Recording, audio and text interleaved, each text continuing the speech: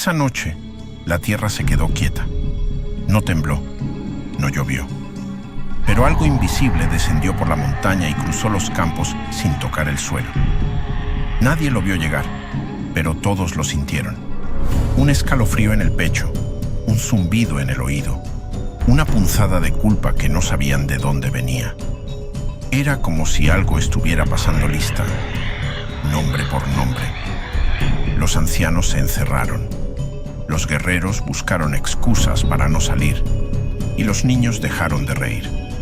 La montaña, esa que siempre había estado ahí como un dios dormido, parecía ahora respirar, latir, mirar. Los primeros que subieron fueron los valientes, los que no creían, los que se reían del miedo. Ninguno volvió. Después subieron los que tenían cuentas pendientes con el pasado. Tampoco volvieron. Pero desde lo alto se oyen sus voces. No gritan, no piden ayuda, solo repiten los nombres de los vivos, uno por uno. Y ahora nadie quiere dormir, porque todos temen escuchar su nombre en la oscuridad. Yubael no era un hombre fácil de leer. Desde joven había sido entrenado para gobernar con firmeza, sin mostrar duda ni debilidad. Su padre murió cuando él tenía apenas 17 años, aplastado por un desprendimiento de rocas en la base de la montaña. Desde entonces, Yubael fue obligado a asumir un papel que aún no comprendía del todo, ser la voz de la tribu. La responsabilidad no le pesaba, al principio. Con el tiempo, empezó a notarla en la forma en que la gente lo miraba. No con cariño, sino con miedo. Y el miedo, aunque útil, desgasta. A los 35 ya no quedaba nadie que pudiera cuestionarlo. Era fuerte, sabio, respetado. Había traído paz entre clanes, había repelido ataques, había asegurado cosechas con decisiones duras, incluso impopulares. Pero bajo esa fachada firme, dormía una sombra que no lo dejaba en paz. Una sombra que venía de una noche lejana, hace más de 10 inviernos, cuando la montaña ya había comenzado a cambiar. Esa noche, Yubael tomó una decisión que salvó a la mayoría, pero condenó a 4. 4 que estaban heridos, rezagados, demasiado lentos para huir cuando el fuego cruzó los campos. Uno de ellos era su propio hermano. Otro, el hijo del chamán. Cuando los demás preguntaron por qué no los había esperado, mintió. Dijo que no había tiempo, que murieron al instante, que no había forma de salvarlos. Pero no fue verdad. La verdad es que los oyó gritar. Y eligió no volver. Desde entonces, cada vez que subía a hablar a la tribu desde la piedra del consejo, sentía que alguien lo miraba desde la ladera de la montaña. Un peso detrás del cuello, una mirada que no se apagaba aunque cerrara los ojos. Por eso, cuando los primeros empezaron a decir que oían voces desde la montaña, Yubael no se rió. No lo negó. No buscó explicaciones. Solo ordenó silencio. Que nadie suba. Que nadie diga su nombre en voz alta. Era una orden cargada de miedo, no de autoridad. Algunos lo notaron. Sobre todo Nike, que lo observaba sin hablar desde la sombra del viejo chamán. La noche en que desapareció el primer grupo, Yubael no durmió. Se quedó sentado frente al fuego, con la lanza en la mano y los ojos clavados en la oscuridad. No fue hasta que escuchó su propio nombre, susurrado como desde dentro del pecho, que se levantó y caminó hasta el límite del claro. No cruzó. No aún. Pero entendió lo que tenía que hacer. Tenía que subir. No como líder. No como juez. Sino como culpable. Solo que no lo haría aún. Esperaría. Porque si iba solo, se perdía la oportunidad de ver quién más sería llamado. Quería saber si su nombre era el primero o el último. Quería saber si la montaña lo había perdonado o lo esperaba para cobrarle con sangre. Nike no hablaba. No porque no pudiera, sino porque dejó de hacerlo el mismo día en que su padre desapareció en la montaña. Era el chamán de la tribu, respetado por todos, incluso por Yubael. Un hombre sabio, tranquilo, que decía que los espíritus no estaban en el cielo ni en las rocas, sino en la memoria de quienes se atrevían a recordarlos. Esa noche, el chamán subió solo. No explicó por qué. Solo le dijo a su hija, cuando lo escuches, no respondas. Solo observa. Tenía 6 años. Desde entonces, se quedó muda. No por trauma, por decisión. Empezó a escuchar cosas que los demás no notaban. El crujido del suelo seco cuando alguien estaba por mentir. El suspiro de los árboles antes de una muerte. La forma en que algunos nombres se volvían más pesados cuando alguien los decía. Como si las palabras cargaran culpa. Nike vivía en una choza pequeña, cerca del bosque, con un cuervo que nunca se alejaba de su hombro. Lo había encontrado el mismo día en que su padre desapareció. Estaba herido. Lo curó. Desde entonces, nunca la abandonó. Lo llamaba Saan, el nombre de su padre. Los adultos la temían. Los niños la evitaban. Pero ella no buscaba atención. Solo observaba. Dibujaba símbolos con ceniza en el suelo. Repetía rituales que nadie le había enseñado. Y por las noches, se sentaba sola, mirando hacia la montaña. Fue la primera en notar que los nombres se repetían. No eran alucinaciones, ni sueños, ni miedos. Eran llamados. Exactos. Con una intención. Como si la montaña estuviera haciendo un inventario. Cuando alguien desaparecía, Nike ya lo sabía desde antes. Lo marcaba con una piedra junto a su choza. Una por cada nombre susurrado. Nunca se equivocó. Cuando el grupo de cazadores se perdió, fue ella quien colocó 7 piedras. Pero solo 6 fueron reportadas como desaparecidas. La 7ª era Koan. Aún estaba entre ellos. Ella no hablaba. Pero esa noche, mientras todos discutían, entró al consejo, levantó la mirada hacia Yubael, por primera vez en 10 años, pronunció una palabra. Mientes. Y luego salió sin decir nada más. Ese acto rompió algo en la tribu. El silencio ya no era protección. Era acusación. Todos empezaron a mirarse distinto. Sospechando. Recordando. Preguntándose qué cosas no se habían dicho nunca. Y Yubael bajó la cabeza por primera vez. Nike sabía que la montaña no buscaba sangre. Buscaba verdad. Y los que no estaban dispuestos a enfrentarla, serían llamados. Ella, en cambio, esperaba su turno. No tenía miedo. Solo una certeza. Su padre aún estaba allí. Y no descansaría hasta oír su voz desde la cima. Koan nunca hablaba de lo que había visto en el bosque. Nadie lo obligaba. Era el mejor cazador de la tribu, y eso bastaba. Sabía moverse sin ser oído, rastrear sin dejar huella, matar sin dolor. Su cuerpo era una máquina afilada, endurecida por los inviernos. Pero había algo en sus ojos que no cuadraba con su fuerza, una tristeza constante, como si siempre estuviera en medio de un duelo que nadie más recordaba. Se decía que una vez, en plena sequía, se internó solo durante 5 días para cazar alimento. Volvió con carne suficiente para alimentar a la tribu por un mes. Pero volvió cambiado. Nunca explicó por qué tardó tanto. Nadie le preguntó. Solo Yubael le pidió que repitiera la hazaña en otra ocasión, y Koan lo miró como si lo hubiese traicionado. Desde entonces, evitaba el contacto. Vivía en una cabaña a medio camino entre el claro y el bosque, donde nadie más quería asentarse. A veces, se lo veía de pie, quieto, mirando hacia la montaña como si escuchara algo.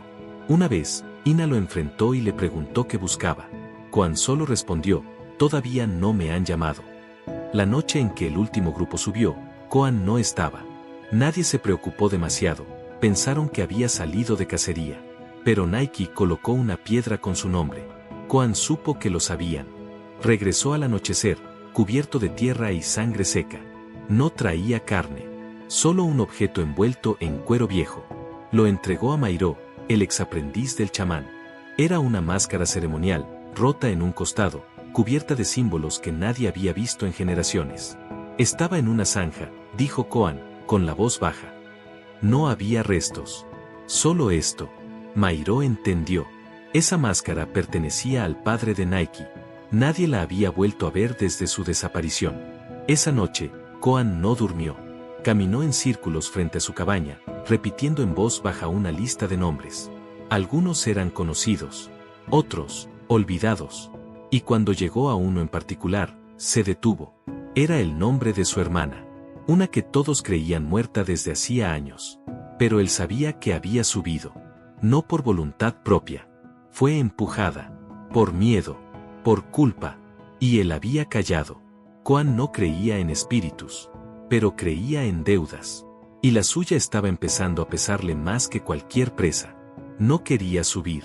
Pero sabía que la montaña no lo esperaba a él. Esperaba su verdad. Y esa noche, mientras todos dormían, colocó su lanza sobre la puerta, dejó la puerta abierta, y se sentó en el umbral, mirando hacia arriba, a la espera del llamado.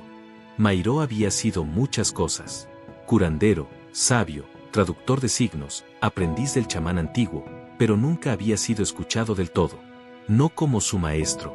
La tribu lo respetaba, sí, pero con esa distancia incómoda que se reserva a quienes creen en cosas que nadie quiere enfrentar. Y él, por años, aceptó ese papel. El de sabio inofensivo. El de viejo que murmura mientras los jóvenes deciden. Pero él sabía la verdad sobre la montaña. No toda, pero sí una parte. Y esa parte era suficiente para saber que los llamados no eran castigos, ni pruebas, ni maldiciones. Eran consecuencia. Cuando el chamán desapareció, Mairó fue el primero en decir que no había que buscarlo. Él sabía lo que hacía. Esa frase le costó el respeto de muchos. Pero él insistió. El chamán no se perdió. Se ofreció. Algo estaba empezando a romperse en la raíz de la tribu. Una herida que nadie quería ver. Mairó había leído los símbolos antiguos, los que ya no se enseñaban. Y entendía que la montaña no era solo piedra y viento. Era una entidad viva, guardiana de un pacto ancestral. Y alguien había roto ese pacto. No con violencia, con silencio. Años atrás, en una ceremonia que nadie recuerda, se selló algo. Una promesa. Y esa promesa exigía verdad cada generación. Confesiones. Admitir culpas. Limpiar el pasado. Pero un año, esa ceremonia no se hizo. El chamán estaba enfermo. Y luego, ya nadie quiso retomarla. Yubael dijo que era innecesaria. Que los tiempos habían cambiado. Mairó cayó. No por cobardía. Por duda. No estaba seguro de lo que pasaría si el ciclo se rompía. Ahora lo sabía. La montaña había esperado. Paciente. Y cuando nadie vino a hablar, comenzó a llamar. Mairó sintió el primer zumbido días antes de la primera desaparición. No un sonido externo. Un eco en la cabeza. Como si una voz antigua estuviera esperando que él recordara algo. Fue a su choza. Buscó los textos prohibidos. Los símbolos olvidados. Y lo entendió, no era solo una llamada. Era una recopilación. La montaña estaba juntando a los que sabían, a los que callaron, a los que habían sido testigos. Y él estaba entre ellos. Cuando Koan le trajo la máscara, supo que era el principio del final. No solo porque era del chamán, sino porque tenía una marca que él mismo había tallado, décadas atrás, cuando aún era aprendiz. Una marca que indicaba que el portador había hecho un juramento. Un juramento que no cumplió. Mairó ya no podía detener lo que venía, pero podía ayudar a entenderlo. Empezó a grabar símbolos en la piedra frente a su choza. Círculos incompletos, nombres escondidos en trazos, signos de juicio. Algunos lo veían y pensaban que se había vuelto loco. Pero él no buscaba comprensión. Solo preparaba el terreno. Porque sabía que pronto, nadie más sabría cómo traducir lo que se acercaba. Y cuando oyó su nombre, no en la cabeza, sino en la voz de Nike, que lo miró un día y lo dijo sin emoción, supo que no tenía más tiempo. Esa noche, se sentó frente a la montaña con un cuenco de sangre, 3 piedras marcadas, y la máscara a sus pies. La última vez que habló, lo hizo hacia el viento. No vine a pedir perdón. Vine a decir que sí, fue cierto. Y el viento se detuvo. Ina nunca tuvo interés en los rituales ni en los símbolos. Desde pequeña, fue distinta. Mientras las otras niñas aprendían a bordar o recolectar hierbas, ella pedía cuchillos. Aprendió a pelear con hombres, a cazar como Koan, a moverse rápido, sin ruido. No le importaba la tradición. Solo quería ser fuerte, porque desde niña entendió que la fuerza era lo único que podía salvarte cuando el miedo llegaba. Tenía 15 años cuando su hermano subió a la montaña. No por devoción, ni por locura. Subió porque Yubael lo eligió. Nadie explicó por qué. Solo dijeron que era necesario. Que la montaña había hablado. Su hermano no era valiente. Era obediente. Demasiado. Acató sin discutir. Y ella lo vio irse sin poder detenerlo. 3 días después, los tambores callaron. El cuerpo nunca apareció. Solo encontraron su cinturón, colgado en una rama, a mitad de camino hacia la cima. Y todos fingieron que eso bastaba. Ina no lloró. No gritó. No pidió explicaciones. Lo que hizo fue entrenar. En silencio. Cada noche. Cada mañana. Hasta que sus brazos dejaron de temblar al cargar el arco, hasta que supo cortar una garganta sin dejar rastro. Quería estar lista. No para subir, para cobrar. Porque ella no creía en espíritus. Creía en decisiones. Y alguien había tomado una que mató a su hermano. Pasaron los años. Se volvió indispensable. Vigilante del perímetro. Guardiana del fuego. Su presencia imponía respeto. Pero nadie se acercaba demasiado. Nadie quería saber qué guardaba detrás de esa rabia controlada. Solo una vez alguien se atrevió. Koan. Una noche en que patrullaban juntos, le dijo, sin rodeos. Yo también perdí a alguien allá arriba. Ella no respondió. Pero desde entonces, dejó de mirarlo como a un extraño. Cuando los susurros empezaron, Ina no sintió miedo. Sintió oportunidad. Algo se estaba moviendo. Y si era cierto que la montaña llamaba por cuenta propia, quizás esa montaña también podía responder preguntas. Una noche, entró sin permiso a la choza de Yubael. Revisó papeles, objetos, mapas. Y encontró un registro. Viejo, polvoriento. Una lista de nombres. Algunos tachados. Otros marcados con un símbolo. Todos ellos, desaparecidos. En lo más bajo del pergamino, estaba el nombre de su hermano. Junto a otro, Koan, reserva. Se quedó en silencio largo rato. Luego tomó el papel y se lo llevó a Mairo. Le pidió que tradujera el símbolo al lado del nombre de su hermano. Mairo no quería hablar. Pero ella le puso el cuchillo en el cuello. Él lo dijo. Sacrificio reparador. Ina lo entendió. Su hermano no había sido llamado. Había sido ofrecido. Y Yubael lo había autorizado. Esa noche, no subió. Pero tampoco durmió. Se quedó de pie frente a la entrada de la cabaña del líder, con el cuchillo envainado, esperando que él la mirara. Que dijera algo. Yubael no lo hizo. Porque ya sabía lo que Ina sabía. Y sabía que, pronto, la montaña no sería la única que cobraría cuentas pendientes. La tensión se sentía en cada rincón de la aldea. Era una quietud espesa, cargada de sospechas. Desde la última desaparición, nadie salía al bosque sin compañía. Las hogueras ya no eran para celebrar, eran puntos de vigilancia. Y el aire tenía un olor distinto, como si algo se hubiese podrido bajo tierra. Yubael había perdido el control sin admitirlo. Aún hablaba como líder, aún ordenaba como si su voz tuviera peso, pero nadie obedecía con convicción. Lo miraban con miedo. Algunos, con odio. Los más viejos lo evitaban. Los jóvenes lo desafiaban con la mirada. Y él lo sabía. No dormía desde hacía días. Una mañana, mientras aún no salía el sol, Koan lo encontró solo frente al fuego, bebiendo una infusión amarga. El silencio ya no protege a nadie, le dijo Koan. Yubael no levantó la vista. Tampoco las palabras. Entonces que sea el fuego quien hable. Koan arrojó al centro del fuego un pequeño objeto. Era una piedra tallada con símbolos antiguos. Yubael la reconoció. Eran marcas de su propia mano, de cuando sellaron el último sacrificio sin ritual. Cuando aún pensaban que los espíritus eran leyendas. ¿Dónde la encontraste?, preguntó, con voz rota. La montaña me la devolvió, respondió Koan. Mientras tanto, Naiki no dormía. Hacía días que sus ojos estaban abiertos más allá de la fatiga. Se sentaba en medio del claro, sola, con las palmas llenas de ceniza. Dibujaba círculos incompletos, triángulos que no cerraban, líneas cruzadas. Cada dibujo era una conversación con alguien que ya no estaba. Y todos, de alguna forma, respondían. Saan, su cuervo, se posaba cada vez más cerca del límite del bosque. No graznaba, solo miraba hacia la montaña.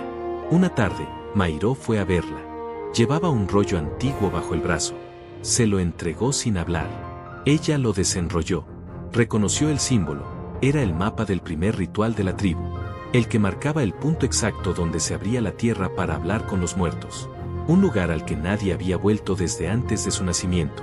Si no cerramos el ciclo, vendrán por todos, dijo Mairo. Naiki no respondió, pero con la ceniza, dibujó una palabra en el suelo. 5. La noche en que decidieron subir, la tribu entera los vio partir. No hubo despedidas, solo miradas. Ina iba adelante, con los cuchillos en la espalda y los ojos de acero. Koan llevaba su lanza rota. Mairo, el bastón tallado y un cuenco con cenizas. Yubael, la capa de su hermano, la única cosa que aún olía a casa. Nike caminaba descalza, sin armas, con el cuervo sobre el hombro. Nadie hablaba. A medida que ascendían, el viento se hacía más denso, como si en lugar de aire respiraran tiempo. Pasaron por antiguos santuarios abandonados, piedras cubiertas de musgo con marcas que solo Mairó sabía leer. Aquí se pactó. Aquí se ofreció. Aquí se rompió. El primer día de caminata fue tenso pero soportable. Montaron un pequeño campamento en una llanura sin árboles. Nadie durmió. Koan vigilaba. Ina afilaba cuchillos. Yubael permanecía inmóvil, mirando al fuego. Mairó escribía sobre su bastón. Nike se levantó y caminó hacia un peñasco. Allí, enterrado entre hojas secas, encontró un objeto que nadie debería haber visto, el collar de su padre. Aún tenía restos de sangre. Lo guardó sin decir nada. El segundo día, la montaña empezó a cambiar. El suelo ya no crujía con ramas. Era piedra viva. Cada paso dolía. Empezaron a ver cosas que no entendían. Ropa infantil colgada en árboles. Frascos con dientes. Máscaras con los ojos tallados al revés. Todo lo que la tribu había perdido, estaba allí, conservado como una exhibición de errores. Yubael cayó al suelo en un momento. No por cansancio, porque escuchó una voz. Yubael, ¿te acuerdas? La voz era la de su hermano. No gritaba, solo preguntaba, como si el tiempo no hubiese pasado, como si todo estuviera esperando su respuesta. Yubael no respondió. Ina lo ayudó a levantarse, no por compasión, sino porque aún quería respuestas antes de verlo caer. Esa noche no montaron campamento. Se refugiaron bajo una roca abierta. Allí, Nike comenzó a temblar. Pero no de miedo, de presión, como si la montaña le hablara por dentro. Y entonces, habló por primera vez en días. No es una grieta, es una puerta. Mairó la miró. Lo comprendió todo. La abrimos hace generaciones. Y la cerramos mal. El tercer día llegaron al límite. Allí no había cumbre. Solo una hendidura profunda en el suelo, como una herida que nunca sanó. Dentro, no había oscuridad. Había luz. Pero no cálida. Una luz blanca, seca, que dolía en los ojos. Nike bajó primero. Luego Mairó. Después Koan. Yubael dudó. Ina no. Una vez dentro, los ecos comenzaron. No eran voces ajenas. Eran sus propias voces. Repetían sus frases más secretas. Las que nunca dijeron en voz alta. Y los nombres. Todos los nombres que olvidaron. Koan escuchó el de su hermana. Ina escuchó el de su hermano. Mairó escuchó el del niño que entregó sin confesar. Yubael escuchó todos. Nike se sentó en el centro. Cerró los ojos. Y el cuervo voló hacia la grieta más profunda. Allí se disolvió en el aire. Y entonces habló con una voz que no era suya. La sangre ofrecida no fue limpia. Las culpas no fueron confesadas. El ciclo no fue roto, fue aplazado. Mairó se acercó y derramó las cenizas en el suelo. El aire tembló. Koan colocó su lanza en el centro. Ina puso el cuchillo de su hermano sobre las piedras. Y Yubael simplemente se arrodilló. Fue decisión mía. Ellos solo obedecieron. Yo autoricé. Yo entregué. Yo lo hice. El suelo se abrió. Un viento helado envolvió su cuerpo. No gritó. Solo repitió. Yo lo hice. Y fue absorbido. El viento se detuvo. El eco cesó. Cuando descendieron, nada era igual. La montaña ya no susurraba. Las piedras estaban limpias. Los árboles se movían con el viento otra vez. Pero en la base, la tribu esperaba en silencio. Nadie preguntó qué ocurrió. Nadie necesitaba saber. Nike caminó sola hasta su choza. Dibujó un nuevo símbolo en el suelo. Era un círculo completo. Mairó se encerró. Empezó a escribir. Pero esta vez, no para ocultar. Para recordar. Koan dejó la lanza en la piedra del consejo. Y se fue. Ina se quedó. Porque sabía que la próxima vez, alguien tendría que asegurarse de que no se olvidara el ritual. Y así, la montaña descansó. Hasta que alguien, algún día, decidiera callar otra vez.